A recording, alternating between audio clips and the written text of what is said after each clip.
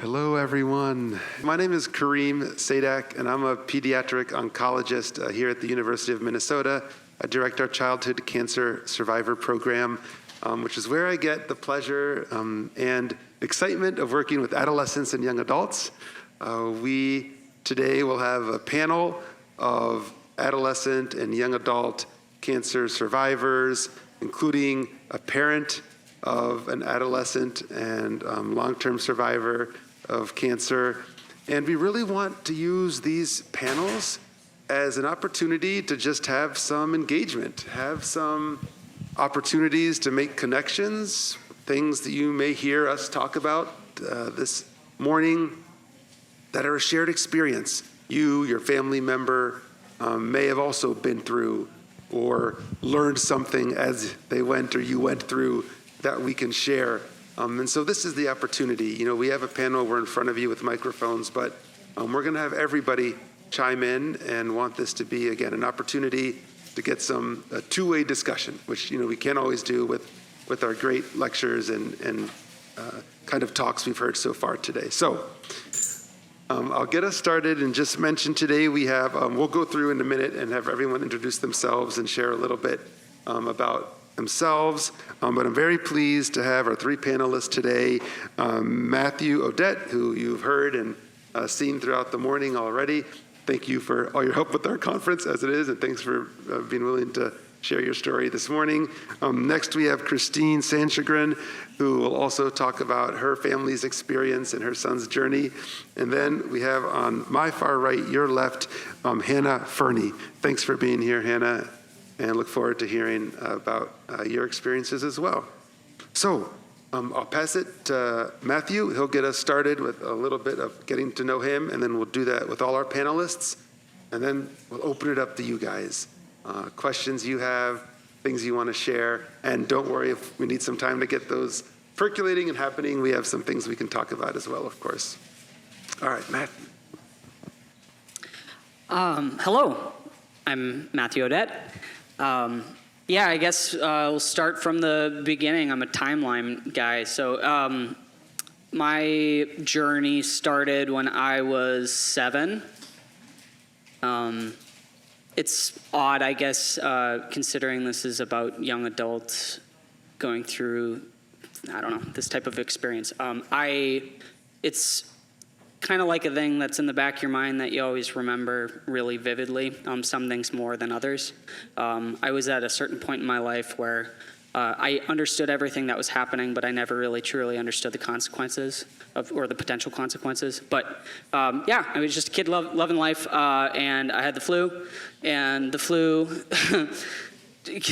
continued to happen, and then eventually I threw up stomach acid, and that was kind of the moment that it was like, okay, something's happening. So I got rushed in, and that was lots of weeks of, oh, he's just sick, you'll get over it, whatever. And then, they got a scan and noticed a mass, and I was diagnosed at that point with Burkitt's lymphoma, non-Hodgkin's, which it was just on the large intestine right below my stomach, which is what caused that. We caught it relatively early, but it was growing quickly. So caught it at a golf ball size, and then it grew to the size of a basketball. And so I kind of looked like I was having twins as a 7-year-old. Some gnarly photos for sure. But yeah, I got rushed in, and we went right in, had 2 surgeries, and went through the full gambit with chemo. I did full body radiation, and then I had, I'm not going to say it right, but it's a bone marrow self-transplant, basically. I didn't have a donor in that time needed, and then so we decided to elect to doing it through myself. Yeah, I'm still here today, obviously. But yeah, it was a thick experience for sure. Walked away, obviously I have some health implications with fertility would be one of them, and thyroid, I have thyroid damage. I have to be on Synthroid every day. And in the last 5 years, I had a little bit of a scare with a nodule on my thyroid, so I got a what's the word for it? Thyroidectomy. Yeah. So that's why the doctor's here. But yeah, so that's kind of my journey. That's where I'm at. Did we want more from that? Okay. Hello, everyone. My name is Christine Sanchgren, and I'm a parent of a childhood cancer survivor. So my family and I live in the west suburbs of the Twin Cities, and my son, Jack, when he was 11, was having these bouts of vomiting, which I would take him to the doctor, and excuse me, and he would be diagnosed with a virus, probably about 10 times. And later, during MEA weekend, he had gotten sick that morning at school, and I picked him up the Wednesday before MEA when he was a 6th grader. And he told me that he felt so much better after he threw up. So we went home, and I said, you can't go back to school, but, it's the weekend. The next day, he was complaining his neck hurt. And my aunt was going to take care of him because it was my birthday and my husband and I were going to go away. So I decided to take him to the ER, and they told me he was a very complex case, and they never did a neurological test. And so they did a blood test, but nothing seemed out of line. By Sunday, I knew something was seriously wrong with him. He could barely make it to the bathroom and threw up in the kitchen sink. So we went to the ER, and it ended up that the attending physician came in and said, your stomach can make you sick or your head can make you sick. We should do a CAT scan to rule out a brain tumor. So in the end, Jack was diagnosed with medulloblastoma, which is the most common of childhood brain cancers. But of course, it was very uncommon to us. And it was a journey that we've been on for the last 10 years. Hardest on Jack, of course.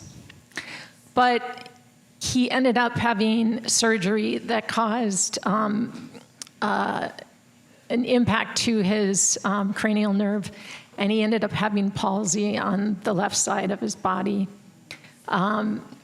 He had 30 treatments of radiation and 5 months of chemo, and 2 post-surgical operations to repair his cranial nerve, and also to put a weight in his eyelid so he would have symmetry in his face. He is an amazing survivor, and we'll be attending Augsburg this fall after completing Normandale. So the one thing I would just like to say is, to all of you who are out here as patients, I really admire you. And it's a journey. Hi, my name's Hannah, and my mom noticed my eyes going back and forth in my head when I was 4.5 months old. And they took me, I lived in Ohio, or was born in Ohio, so they took me to the doctor there, and they said, you need to go to New York. And I was diagnosed with bilateral retinoblastoma, which is cancer of the eyes. And all the doctors were on vacation at the time, except for one. And that doctor tried the radiation therapy, and it worked. So they continued it when the doctors got back. So I can see some, but not fully. I'm legally blind. And then in 2015, I was diagnosed with a hearing loss, they think maybe due to the radiation treatment. And then due to them not shielding my thyroid, in 2020, I was diagnosed with thyroid cancer. And I had my thyroid removed, and now I have to take a pill every day due to that. Thank you, everyone. That's a great introduction. And just hearing that, we want to give you guys in the audience a chance to ask questions, bring things up, hearing these stories that come to mind. Anybody, anything at this point. And we'll have chances, of course, as we talk more. Maybe, yeah. No, I just think it's funny. So I had lymphoma, I had radiation as well. So Pause for 1 second just to get that microphone so we can hear folks okay, online. it's not so much a question, but it's at least a common. I sense a common theme. But I had radiation to my thyroid as well for lymphoma, and it seems like most people in here take Synthroid or Levothyroxine, and so it's fun to see everybody else have to take a pill every day too. And not to get medical, but it's a great reminder of what are the two most sensitive parts of our body to radiation: the thyroid and our skin. Right? And that's why you'll hear me preach all the time about we all need sun, don't get me wrong, but the sun protection is something we can do to lower our risk of the long-term complications of radiation there, because skin cancer is like so many of these things. Early detection is gold, is what's so important. And so having a skin doctor do that once a year checkup, and sun protection, is what I like to get on my pedestal and preach about. And then the thyroid. It's, pretty darn common. And thanks for sharing that, big time. So why don't we go down the panel and talk about, share, if there was one thing that we'd want others to know, or something that we'd want an audience or others who haven't stepped in our shoes or lived in our exact life and been on our exact and specific journey, what's something you'd want them to know? Something simple or something more detailed? This is kind of an open palette, blank canvas. Why don't we start with you, Matt?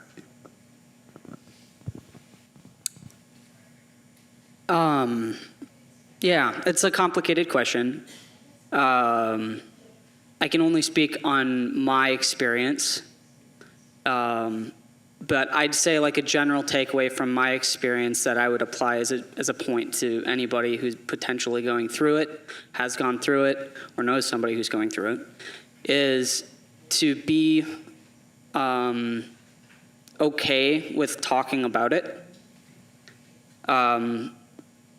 How much you might want to talk about or not want to talk about it is part of the individual experience. But something that it took me a really long time to accept was that I had trauma from that. And so, accepting that, and maybe you do, maybe you don't, and sometimes it's like weird trauma. It's and one thing that I've found is through working through it, is I have better memories from it because of working through it. It used to be a little bit of an obsessive disorder on thinking about certain things, and that it kind of spilled over into other parts of my life, and that's when I kind of unrooted that and realized, maybe that's kind of what that comes from. It's a no-brainer for somebody looking in, right? Or from out looking in. But I would say that might be my main takeaway. So for a child who's going through cancer treatment, which Matt, of course, did, but for my personal experience with my son, I think for one of the things, we actually talked about this question, and one of the things that was most challenging for him was just the fact that he was a school-age kid.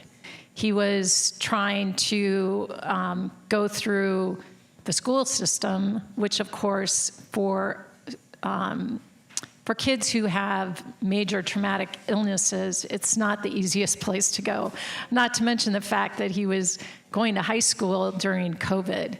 And for people to even understand what it's like to even know what cancer is. His classmates didn't even necessarily know what that meant.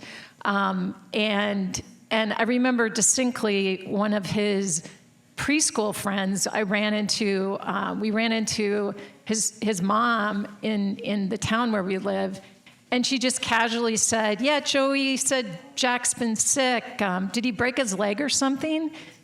And I had to, I told her what it was, and she burst into tears, which made me feel really, it was just this very surreal experience.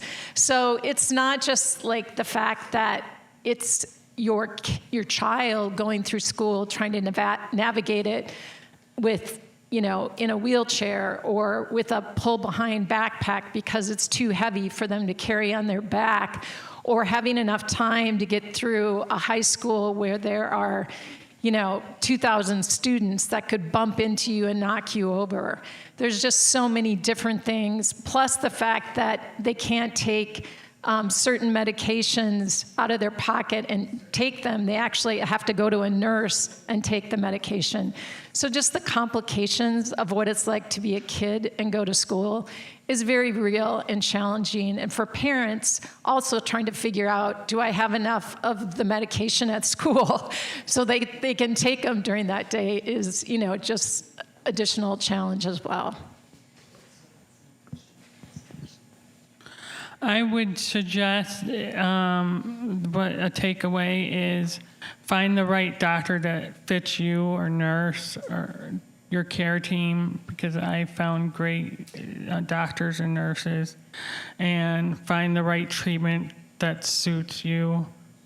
I don't know if they do radiation treatment for bilateral retinoblastoma anymore, so it might be a different treatment now. But those are my two takeaways. And those are great. Thank you. Thank you for all of those, because it really makes me think about, the different communities that we interact with, our care team, the medical community, and the importance of that relationship, our geographic, age-appropriate peer community, whether that's school, work, you name it. And then maybe the part that connects it all is that mental health and the side of the importance of, there's a reason why we had 2 sessions on the trauma that is a cancer diagnosis and treatment this morning.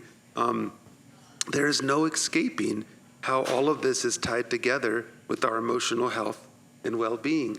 And that touches on every aspect of this journey. And like you were saying, Matthew, not only does it not get talked enough on an individual level, but on a larger scale.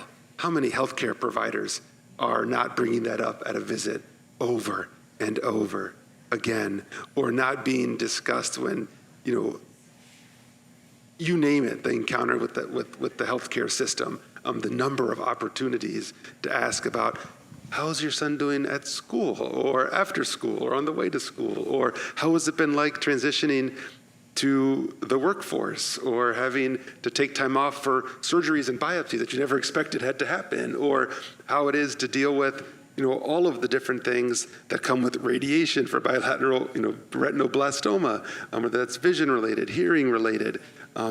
These things impact more than just the physical, and the medical community, needs to take ownership of that and make sure that's something doesn't mean, we heard that in our talks this morning from Dr. Letek and our mental health doctors and specialists.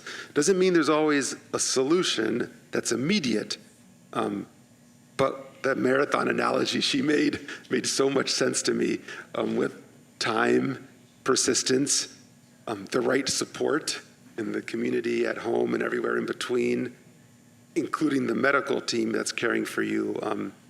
We can hopefully help with some of that. Because for sure, it extends everywhere. Survivors, caregivers, providers, everyone involved. There's that opportunity. So maybe that's a good next question to bring up. Is speaking of opportunities, what are things that have been helpful, things that have gone well and been whether it's a resource, or just an experience, or something others have done, or something in the medical system you've encountered? What's a maybe a golden nugget, or something that's been a positive that we want to share so others could benefit from it? Something like that, for example. again, as big or as small as comes to mind, I think it'd be helpful to hear. You hate to make you go first every time, Matthew, but you're right next to me. Is that okay? That's okay. All right, thank you. So question is, what is a useful tool that I've potentially utilized? So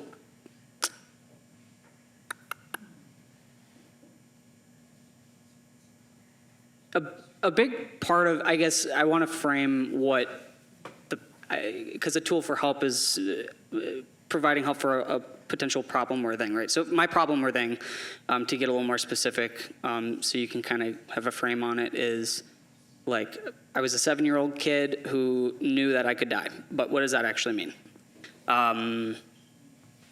You know, and I guess the other part of it too is, so my unique case is I was known as the social butterfly kid on the block, basically. But I remember one of the things that's really hard for me, and I still deal with it right now, and I'm kind of honestly going through it as I'm talking out loud right now too, because I don't talk about it too often. But yeah, I knew and I remember a lot of faces of kids that did not make it, and I feel like an asshole. I feel terrible. Should I feel that way? No, of course not. But like, damn. So some of the tools that I've utilized that help me through those type of emotions that are very strong. Meditation. Do I do it enough? No. Does anyone? But when I'm really struggling through things and I feel that spilling up, whether it's a big trauma or a little trauma, that helps me a lot. The one thing that's really helped me, though, through a lot of, I'd say, like the big wave of that trauma and other things that were going on in my life that kind of brought it to a brink, was I think it's called MDMR, or it's a form of trauma therapy. Perfect, thank you. I did that for a decent amount of time with somebody that I very much trusted, and I found it to be extraordinarily helpful because I'm an auditory in a sense, I'm a visual, and like, it's just adding all the things and into therapy, and you're familiar with it, maybe, but you at least knew the name, but I'm not advocating that's exactly what will help you, but I found, you know, people who know trauma a little deeper than I do, they said it worked. I've tried it. It worked for me. Whether that's your one solution for you, I don't like to say that's a prescription. Go do it, right? But if you're dealing with trauma, maybe find some options that are similar to that. So for me as a parent, I think one of the things that is most important is to challenge the physicians that you're working with and the care team that you're working with, and don't accept that they are all-knowing. We changed our physician team 3 times before we actually got the team that has provided long-term care. My husband and I are both, we worked as a team. And so when if you have the ability to bring someone else with you, I think that's really important, to listen and to take notes and to really make sure that you are getting questions answered. And when you're not getting those questions answered, push, because, this was our, and will always be our son. And, he was not in a position where he would know the right questions to ask. We had certain physicians that to this day, I don't understand how they could have done or said some of the things they said to our son, who was at the time, a child. And we ended up finding a care team that we could ask really hard questions to, and really came back to us with answers that surprised us sometimes. For example, one of the questions I didn't understand was Jack was on growth hormone, and his legs were growing, and he was getting taller, but his torso didn't seem to be changing. And I finally asked the question, why is his body not growing at the same proportion? And the doctor looked at me and just said, well, that's because he had radiation and his growth plate was closed in his spine and his torso will never get, bigger. But I thought to myself, why wouldn't anybody tell me that? Like, how was I supposed to just automatically know that? And so by asking those questions, I could have peace and felt like I could be a better advocate for my own kid. A tool that I would suggest using is if you're when I had the cancer, the second one, I was going through a lot at that time, going to college and everything. So I was dealing with mental health issues and accept help. I went to the mental health ward and they helped me some, but I had to go to different ones because they weren't accessible very much, but they did have group therapy, and it was that helped a lot. Those are great. Those are all. It's like you're right. When you look at it from afar, it makes so much sense. But in the moment, in the journey, those can be so hard to find, or those questions to ask, or those resources. Those are terrific. Thank you, all three of you guys. Let's give the audience a chance to make comments, ask some questions. We'll have a mic walking around. We'd love to hear any thoughts or questions you have for us. Yeah.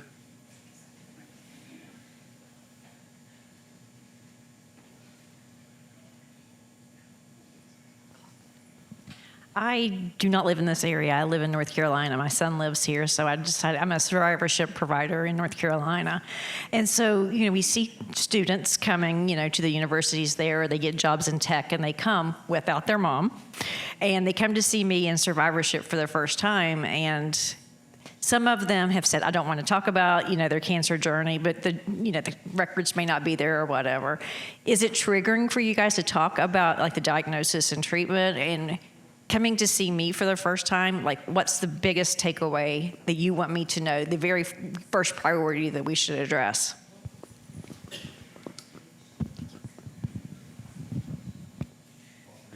Yeah. So I can start. So my son is going to college right now, and we started, this will be his third school this fall. We started at a university that was probably one of the worst decisions we made in his journey. And that was probably because he maybe wasn't ready for college, and he has acknowledged that. But when he went to this school, which was a Christian-based school here in the state of Minnesota, we met with the team, and they said, he's an adult now, he's gonna have to advocate for himself. And so we were like, okay. So we made a decision that he would share his medical journey with each of his professors through email because he wasn't comfortable talking about it. And I would say about 50% of the professors were open and supportive, and 50%, quite frankly, were assholes. And it was stunning to me that at a Christian-based school, there was such lack of compassion. So the best thing he did, of course, was get accessibility services. I will say that when he went to Normandale and went through that process, I was astounded how a community college was so far ahead of a private university. And so I would just say that don't be afraid to look around and ask for that support. If they don't meet your standard of expectation, don't go there. Find someplace else to go, because there are community colleges that are great at supporting students. And I think now Jack's going to start at Augsburg, which is across the street. They have a fantastic record of working with students that have disabilities. Yeah, I'm sorry that even occurred. So my mother has always been reverse of the flip of the coin, right?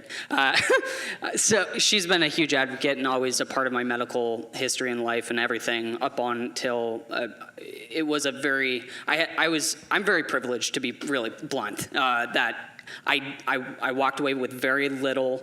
I'm a very normal, if not, like, I've got some stuff, right? But my legs, my arms work, everything's good. I'm functional. I do crazy stuff. I love skiing and snowboarding and whatever, and I can do all these things. And so I am privileged, and I'm very grateful that I walked away this way. So I don't have anything currently existing where I have issues such as the question that you're asking. But I can say that my mother and or somebody in my family have always been a part of every single one of my medical appointments, because every time I'm in the room, I hear the facts.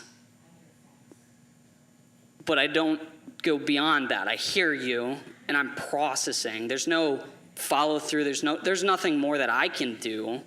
There always needs to be someone like you in the room in order to actually follow through and do the right things, because I will never get them done. I'll never do them. I wouldn't be where I'm at right now if I didn't have my mom doing that.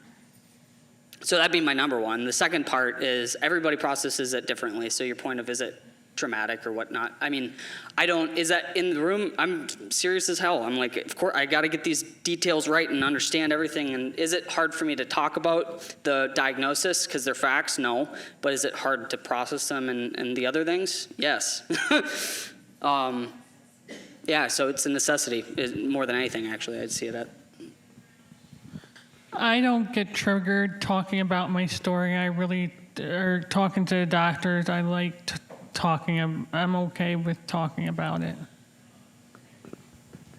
You know, that's such a great question. We have one. Thank you for that. We have one in the back here.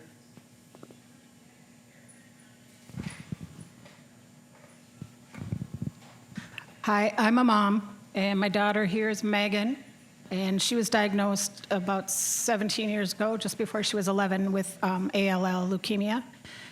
And one thing for us, or I don't know, it just kind of happened organically. She listened to everything that was said in the doctor's office, because she would go out and say, well, they said blah, blah, blah, blah, blah, blah, blah. And it was like she was playing or coloring or doing whatever she was doing, but she knew it was happening. And as she got older, and we kept, had to keep going back for a couple of years, I let her do the talking. Let her say, this is how I'm feeling, this is what hurts, instead of being, well, this is what's happening with my kid, because the kid is the one who has the issue, and they have to be able to talk about it on their own when they get older. So we've done that a lot, and she's been able to advocate for herself pretty well. She also went to a community college, and they had a lot of support services there. TRIO is something to look for. It's a support group for people with disabilities and other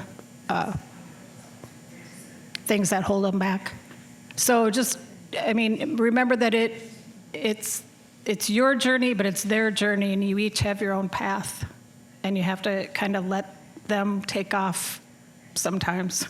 It just isn't always the easiest thing to do. Yeah, that's a great point. Thank you. You're great, Mom. My mom did this similar situation. I was walking an encyclopedia. I knew everything about my cancer as a kid at 7, which I knew nothing, it seemed like, but I knew everything, I actually remember vividly having very detailed, long conversations. I was a why kid. Yeah, I would ask why, right? And it would just keep going. I remember vivid conversations with my doctors back when, and they would go on for hours. But yeah, allowing, like you said, allowing the growth of that child or whoever, just to, if they want to explore those questions and ask and advocate, they should. But having that guiding arm. Yeah, and I would just add one thing that I noticed over time is that the really good physicians actually talk to your children. The ones that really aren't great, in my opinion, physicians are those that talk to the parents and talk over the child while they're in the room like they're not even there. And I think that was something I realized over time because he was so young when he was first diagnosed and it was so traumatic. And we had to make really serious decisions. I didn't notice it as much. But as he got older, I really saw the difference when those physicians actually spoke to him and asked him questions. And that was a sure sign for me. Hannah, do you want to add something?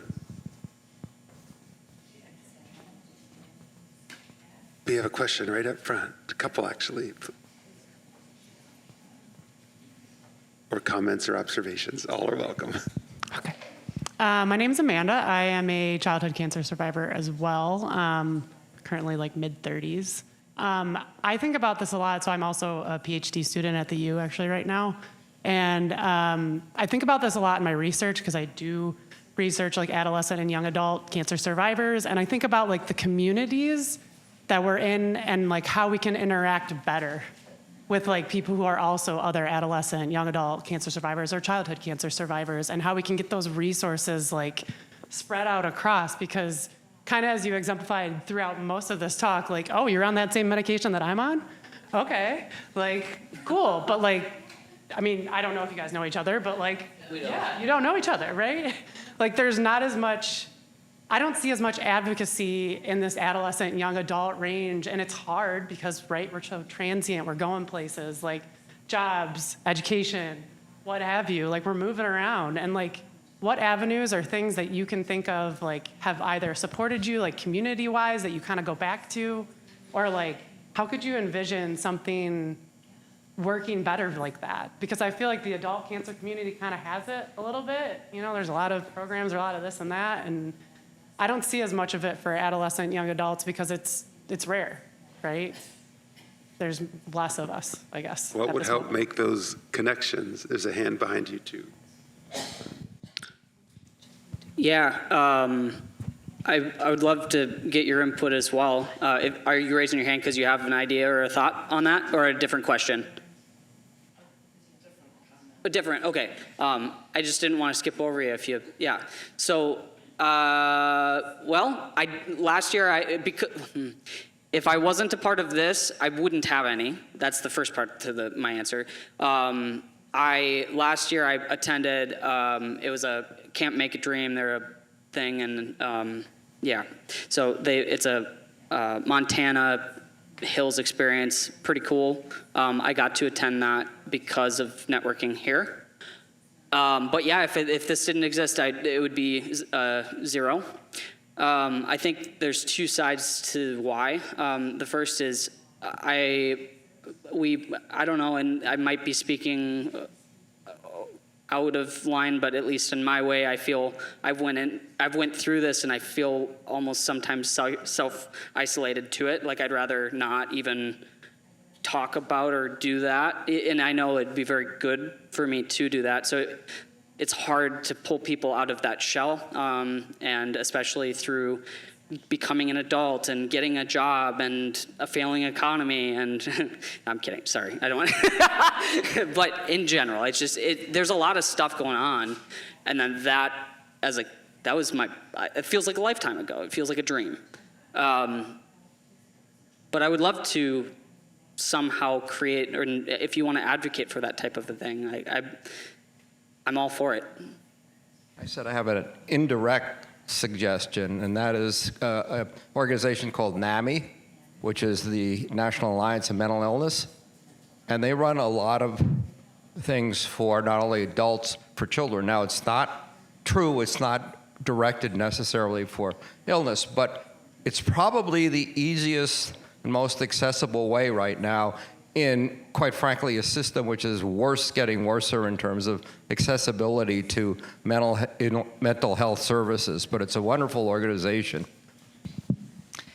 Thanks for that tip. I was just going to add that I think young adults, pediatric cancer patients who grow into young adult survivorship have probably the most challenging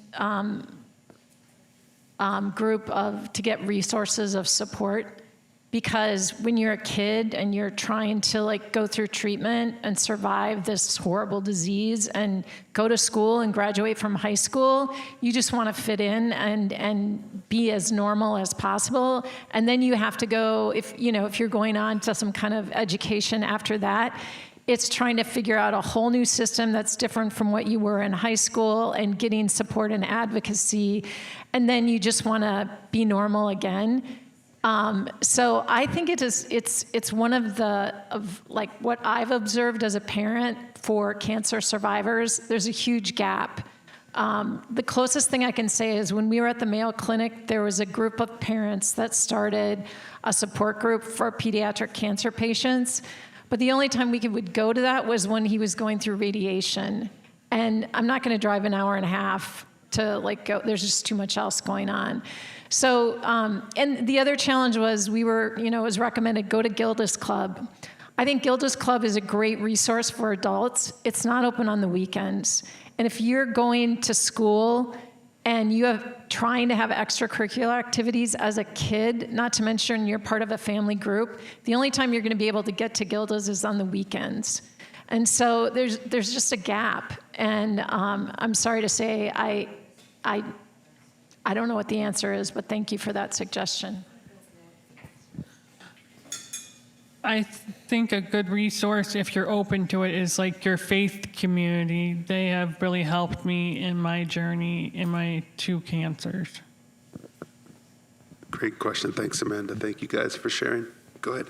Well, first, I just have a comment. I'm a parent of a 40-year-old who's a 30-year survivor of medulloblastoma, so we're a little ahead of you on the journey. But even as a 40-year-old, I just really piggyback. I mean, I'm speaking for her, but that lack of community of adult survivors from a child's point of view, because it's not the same as a friend who's 40 who's a survivor of cancer as an adult, and just somehow finding that community. But my question is maybe more aimed at you. And I asked this at the Masonic hospital table, but one thing we're still struggling with is you graduate out of the pediatric scene, and as a 40-year-old, she just has so many late effects that are, coming into play now, but just a general practitioner or internist doesn't have the expertise of dealing with somebody with those details, and we don't know where to go. So I don't know if you have any ideas on that, but that's just a really big, the radiation, the chemotherapy drugs, all really are playing a part. I promise we did not plant you to ask that question, but that is what my personal research focus is in, and what I specialize in here, because it is correct. If the average childhood cancer survivor is going to have 9 to 17 different health issues related to their treatment, and we're going to age into adulthood, there needs to be a model of care, a way we deliver care that follows that patient survivor across that timeline, right? And it's not set up that way because, as you've experienced or probably alluding to, there's the pediatric, once you're, whether it's 18 or 21 or 25, you graduate, which is basically get out, and then you land in the adult world of medicine where it's more than just not having lollipops and pretty paintings on the walls. You miss 2 appointments, you can get fired. A patient, isn't allowed to come back. So there are, to your question, to try to find solutions and help, specific ways to keep, research-proven ways to keep that adolescent and young adult getting the survivor-specific care they need as they grow out of the pediatric side and enter into the adult side, because the statistics mirror your experience. 1 in 5 young adults, so 20% of young adults, get the care they need specific for the childhood cancer treatment and the related risk that they've had. 1 in 5. I mean, that breaks your heart as a healthcare worker, right?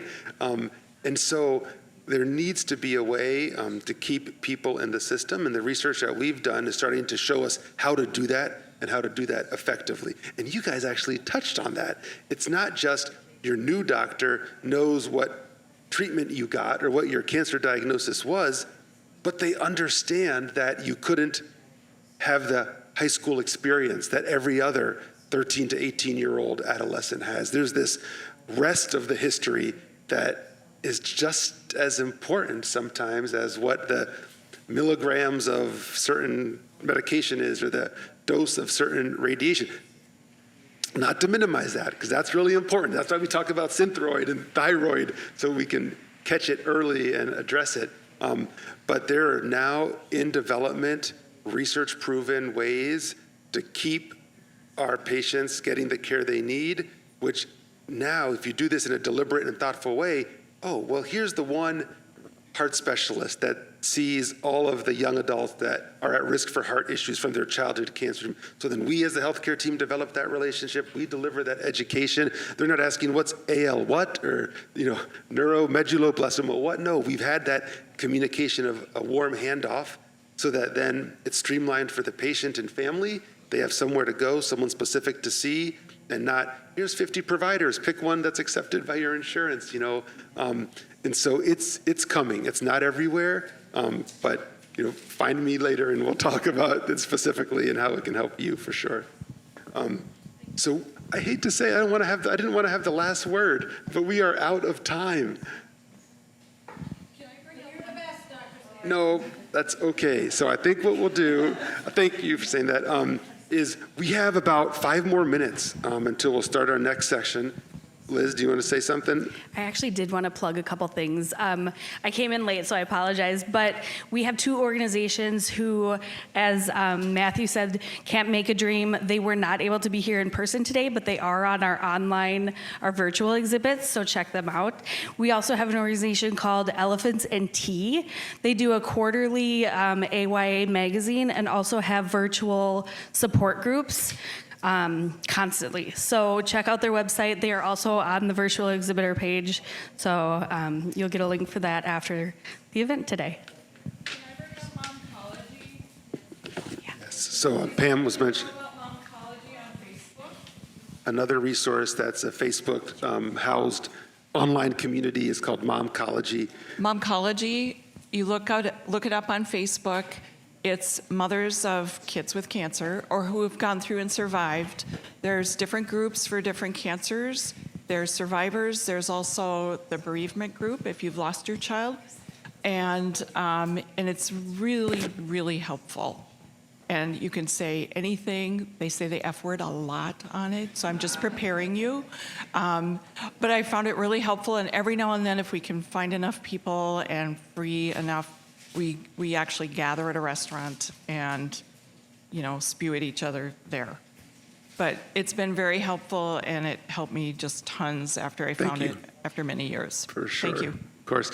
Thanks for everyone's thoughtful comments, questions. Our panelists today, let's wrap up with a big hand for them. Thank you guys so much. We'll see you next door.